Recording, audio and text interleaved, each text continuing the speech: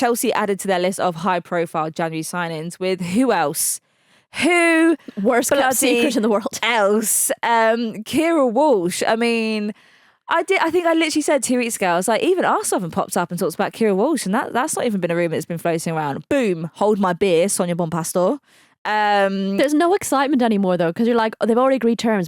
Oh, so when are they announcing it? Don't know, but we already know. All right, and then it announces it and you're like, yeah, we know. Well, this is what I mean about the quality of journalism now in the WSL, is that it's sourced, it's double sourced by quite reputable places before anything. And it's so we all know, and then it's like da da da da, and you're like, yeah, no, we know. Yeah, cool. I've already prepared all that comms for Yeah. it. Amazing.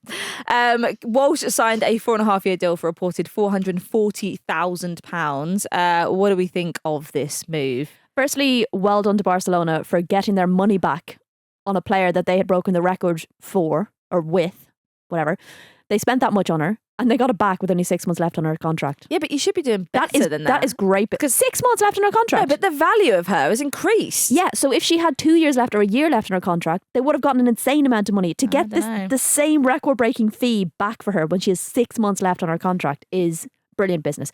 I know it feels like Chelsea have everything they need and more. God, how are you butting this? I don't understand. I'm butting this because they have been looking for a world-class defensive midfielder for a while. So this isn't like a new thing. And Jessie Parker-Humphries has written a very good article on why Walsh will benefit this Chelsea side.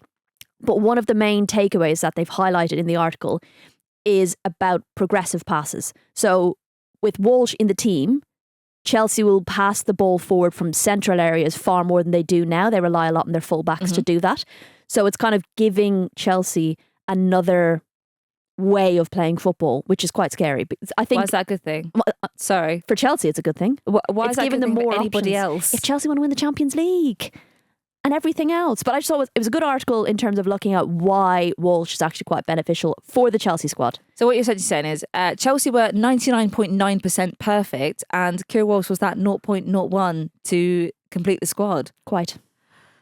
How terribly frustrating for everybody else in the league. She's obviously back with Lucy Bronze. It's awkward.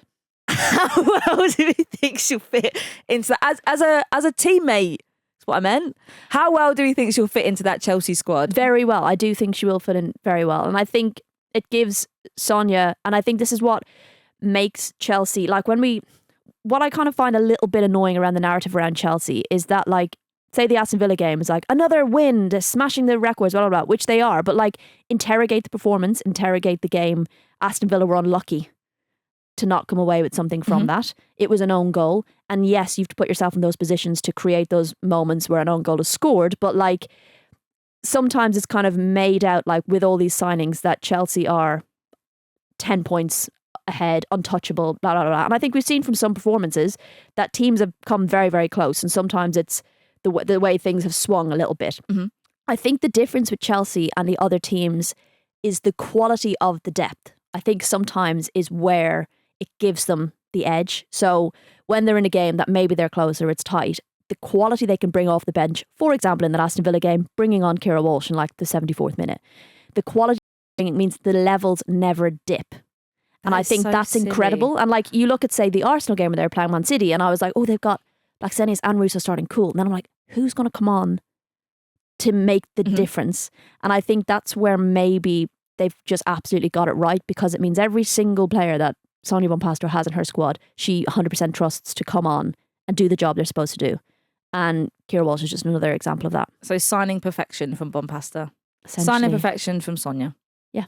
Congratulations. That's just unreal business, that. It is. It's, and like, I know I said it last week, but like when we think about where we thought Chelsea would go after Emma Hayes, I don't think any of us expected this to escalate quite rapidly. Listener Amy has asked on X/Twitter, were there any teams that could have done more during the transfer window? For example, City needing another defender, perhaps? Yes, agreed. I'd also maybe say Leicester, and I appreciate that they brought in Helene Eriksdottir, who is a striker. Great. Wow. Thank you so much. But I just, their first signing was a goalkeeper. And I was a bit like, right, that is the complete opposite end of where your problems are. They've got a lot of injuries up front. And I guess I expected them to, yes, they got the striker in good, but I just maybe expected a little bit more from Leicester to help with their depth a little bit. I think Everton smashed it. I think they did a great job. Yes. Manchester United didn't really do anything in the window. But Arsenal didn't open the window. opened it ajar, just a wee bit. Had a little peek outside and went, that's enough. There's a fly in. Close it. It's too expensive. Save that money. Shit, that pound has rolled out the window. Close the window. We've got the central heating on. Shut the window. We're not allowed to spend any money. No, I think Arsenal should have done better.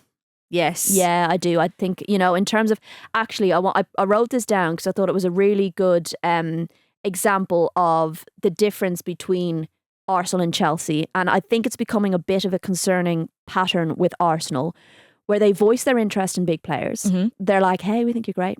And like, we love if you maybe maybe Hinge. If you maybe want to come to our team at some point. You've only got 6 months left in your contract. So remember us in 6 months' time and you can come here for free. And then 6 months passes and they're like, oh, someone else got them. Oh no. Or like Chelsea swoop in and are willing to spend money to get the player now. And I think someone, Josh Bunting, summed it up really well on Twitter, saying Chelsea adding one of the best midfielders in the world while Arsenal release a new clothing item sums up the two clubs at the moment. And I just thought, actually, when you put it in those terms, you're like, they've done it a couple of times. They announce their interest in a player and then they wait until they're free.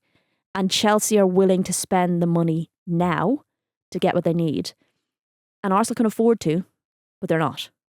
I will say though, on the flip side of that, I love that. It's a lovely bit of kit though. That it's gorgeous. Yeah. The terrace, honestly, and they sent me one as well. Of course they did. You bougie bitch. For fuck's sake. Yeah, I got it dropped off on Friday. They're going to pay you in merchandise and bring you in, aren't they? I'm one of Arsenal's new signings. Yeah, in clothing. They're getting most of their money from you. Yes, and it's not enough to afford a new player. It seems. Well, I don't have a massive profile. That's the issue that they have. But I really appreciate that. So thanks, Arsenal. But I actually thought it was a really good tweet in terms of like ruthlessness in Chelsea's business, where they're like, we need something. Priority. We need a striker. Last January, we need a striker. We're not just going to go out and get any available striker. We're going to go and get one of the best available strikers. We need a defensive midfielder. We're going to go and pay what's needed for the best defensive. Like, I respect that business acumen. Is that the right word? Yeah. But I think when you look at Arsenal, they need to be stepping up a little bit more because there are areas that they need to strengthen and they haven't really. Fair. I think that's a very fair assessment. So well done, Josh. I liked that tweet. Yeah, and also well done, Josh, because their kit stuff is amazing. It is nice. Another favourite January sign-in. I've got to pay absolute homage again to another incredible run from a social team. Probably the best signing announcement video this window. Bristol City's traitor-style video revealing Malika Mina. Definitely go and see it. It's the funniest thing. They've got the actual traitor footage and they're all sat around like voting for Mina, and then the big reveal with Mina in the cloak. And it is honestly, they've nailed it. They've absolutely nailed it. Credit to Bristol City. Absolutely unreal from you.